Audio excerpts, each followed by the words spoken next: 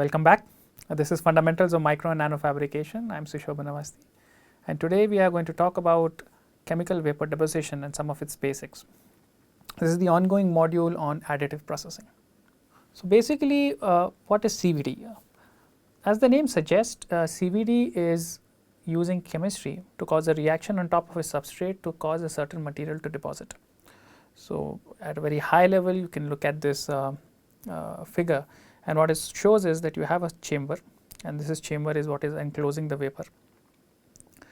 You provide some amount of energy to the system, and that energy is typically provided thermally, which is what is being represented here by the heating coils, but in other cases this energy can also be RF power, it can also be radiative energy, etc. The precursor is the chemical that is actually causing the reaction. I will talk more about it in a minute, but typically it is a one or two component chemical that reacts to form the material that you want to deposit. At any given moment in time, you have a certain amount of deposited thickness, and the chemical reaction is happening on top of this deposited layer. This deposited layer, for mechanical and as well as other reasons, requires a substrate. So, this could be any of the wafer, wafer or any other substrate that we have discussed before, and this whole assembly sits on a susceptor, which is just a mechanical support that holds the wafer while the deposition is going on. There are certain characteristics that this susceptor must fulfill. You can guess that cleanliness is one of them, but there are a few others. So, in very general terms, these are the various components of a typical chemical vapor deposition system.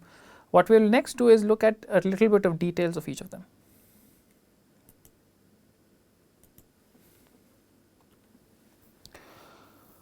So, in general, CVD is used to deposit very high quality film. Chemical vapor deposition films have very low contamination, can be often epitaxial or crystalline, often single crystalline, and all of these advantages mean that they are perfect to grow device grade semiconducting material.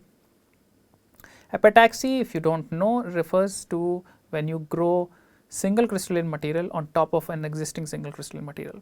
So, silicon epitaxy on silicon substrate would basically mean that you have a single crystalline silicon and then you are growing another layer of silicon on top, but that layer of silicon is perfectly lattice matched with the underlying silicon. If the orientation is perfect, if there are no grain boundaries, and if the grain boundaries are very large, then you would say that this is an epitaxial growth. Applications are several. They start from high mobility transistors that are commonplace in modern CMOS fabrication. You can also use a CVD to grow heterojunctions. Hetero, as the word suggests, is different. So, silicon germanium on silicon would be considered a heterojunction, or titanium dioxide on silicon may be considered a heterojunction. A great advantage of epitaxial films is that you can start with a native substrate, but then deposit a material that is completely different. A very good example of this is gallium nitride, which is often grown on silicon substrates, sapphire substrates, or sometimes silicon carbide substrates.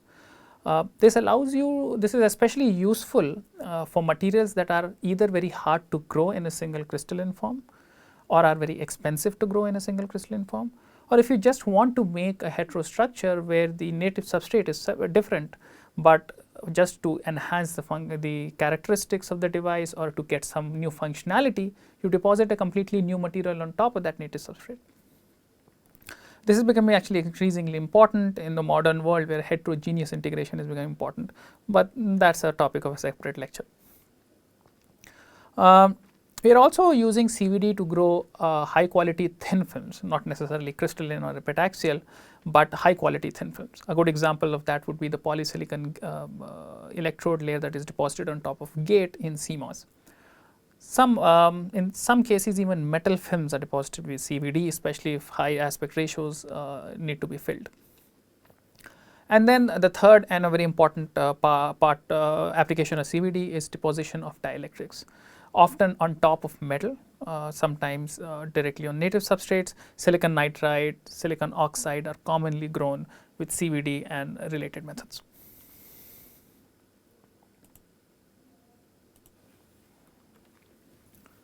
However, there are advantages or disadvantages to any technique, and CVD is no exception. So, one of the advantages is there is a very wide range of materials.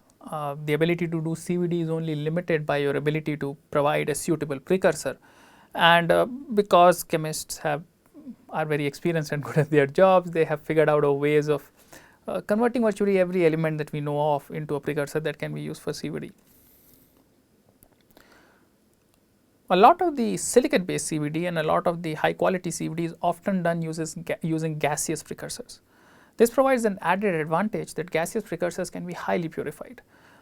Practically speaking, if you were to buy a chemical and it is a liquid, it is hard to get purity better than 3 nines or 4 nines, which is 99.99.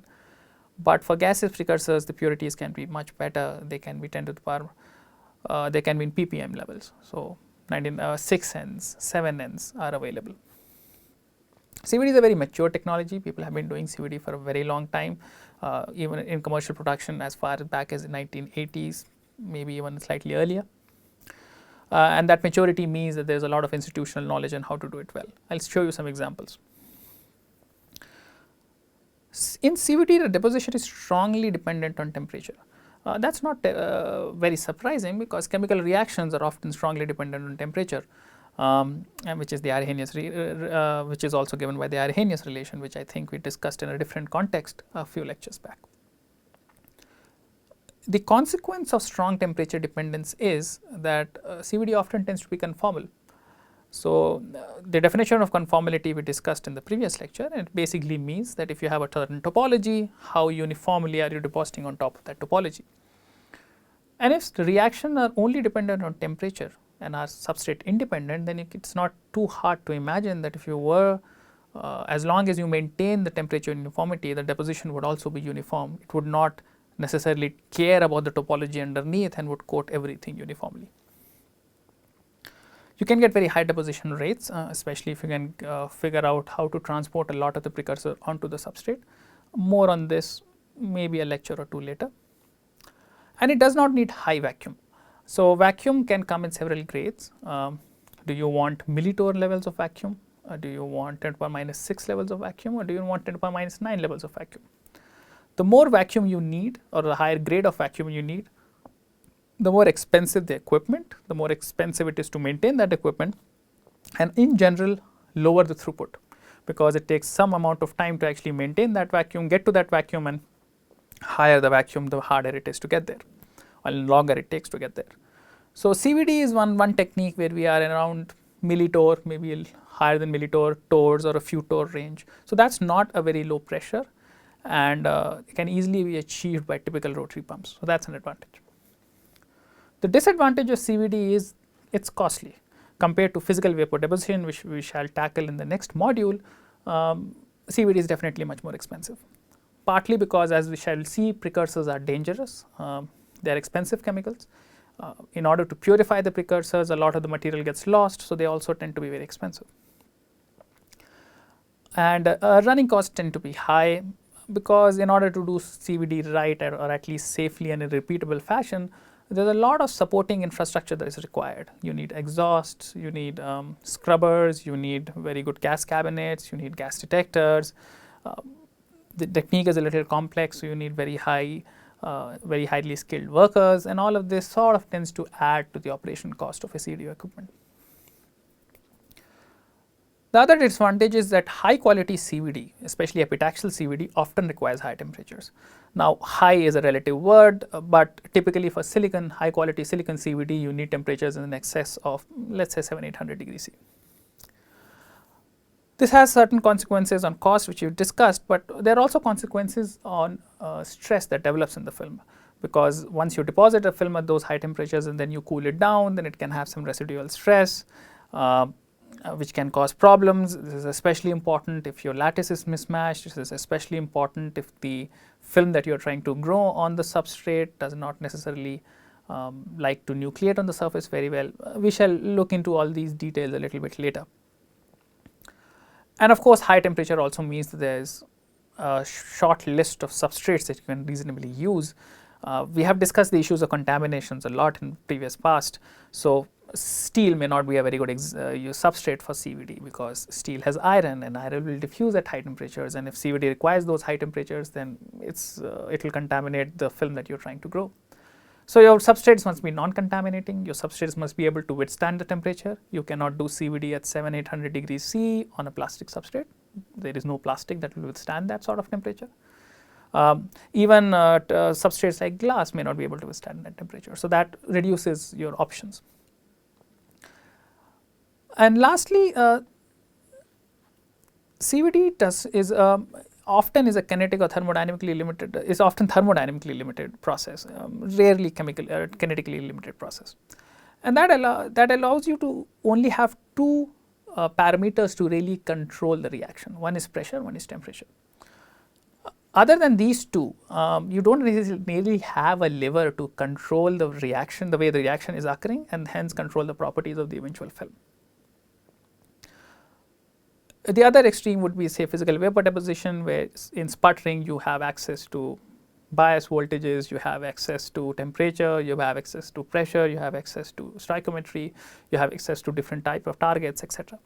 So in that way, CVD is a little restrictive. Of course, the flip side of that is it's relatively easy to control and it's repeatable, while some of the PVD processes tend to not be. So what do we need for CVD? I'm just again using the same figure that I used a couple of slides ago, and I'll just want to highlight the various important things that are required, right? So we need a precursor, a compound that participates in the chemical reaction and produces the compound of interest, the one that we want to deposit. Then we need a substrate which can withstand the high temperature. We need a chamber, and that again needs to be inert, non-contaminating. In general, quartz or steel chambers suffice. Steel in those cases where the chamber does not heat up, and quartz in those cases where the chamber does heat up.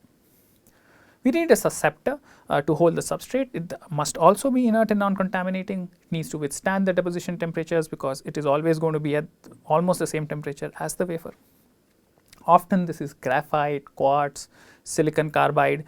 In cases where the temperature is relatively low, say in atomic layer deposition, as we shall discuss later, it can be steel, but not for ultra high or ultra pure or ultra high temperature applications. And finally, we need a heater. This can just be a nichrome wire, which is a thermal contact heating method.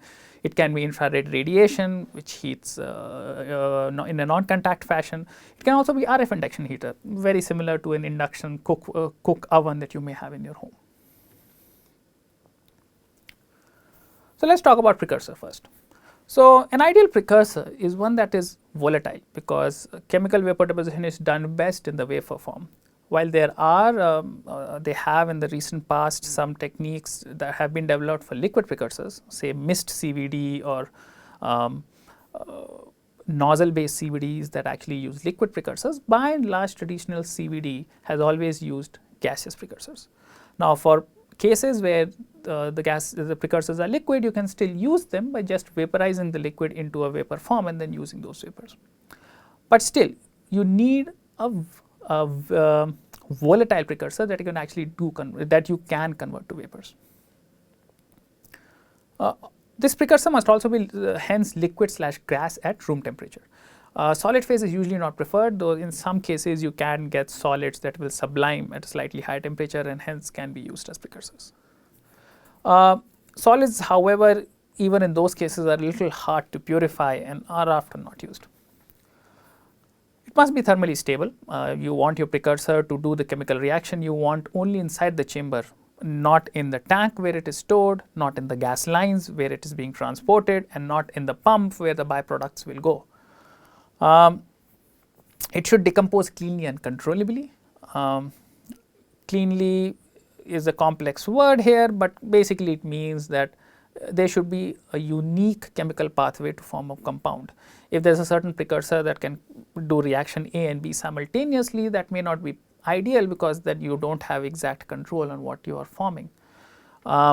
You would also prefer a precursor that in one step forms the compound you want to deposit and not go through multiple stages of chemical reactions, because again that creates uncontrollable situations. In general, we want precursors that have wide deposition window, as it called. So a wide range of temperature and pressures where they can do the chemical reaction and deposit material, because that gives the the unit process engineer the widest flexibility in coming up with a recipe for an application. They must be non-contaminating, sort of obvious. They must be stable byproducts. So the way the CVD works is that chemicals are taken to the substrate, they react, they form the compound that you want to form, but they also do form some byproducts, and those byproducts must leave. So those byproducts must also be volatile. So if you have a chemical reaction that is, for example, forming a precipitate, that's not a good CVD precursor, because then that precipitate has nowhere to go and it will just deposit on the substrate, stay on the substrate, and then contaminate the film that you're trying to grow. So even the byproducts must be volatile. The byproducts must themselves be non-contaminating. If a certain chemical reaction is forming metal particles, that may not be a very good precursor, because those metal particles will then contaminate the semiconducting layer that you are growing. And they must be stable themselves, because again, you don't want secondary or tertiary reactions to start occurring, because that's an uncontrollable situation. Finally, the precursor must be readily available, hopefully consistent, which is that on day 1 the performance and the day 30 performance is roughly the same. They should be pure, they should be cheap, they should be non-toxic and non-pyrophoric, because those two things tend to increase cost and associated dangers. In general, very hard to satisfy everything. Like in life, idea does not exist, we have to compromise. A lot of the precursors compromise on these last two: readily available, consistent, pure, cheap, and non-toxic and non-pyrophoric. A lot of the precursors are actually pyrophoric, a lot of the precursors are actually toxic, and a lot of precursors are very expensive. There's a wide variety of precursors available. I can honestly not list it on this slide or in this lecture. I will just point you to some websites. For example, here is a Sigma Aldrich website that I took a snapshot of, and you can see that they are advertising around 222 precursors. Given that the periodic table has around 90 useful elements, there are more than 2 or 3 precursors for every element that is there in the periodic table. So that is enough for this lecture. In the next lecture, we get into more details of the CVD, the mechanism. So see you next time.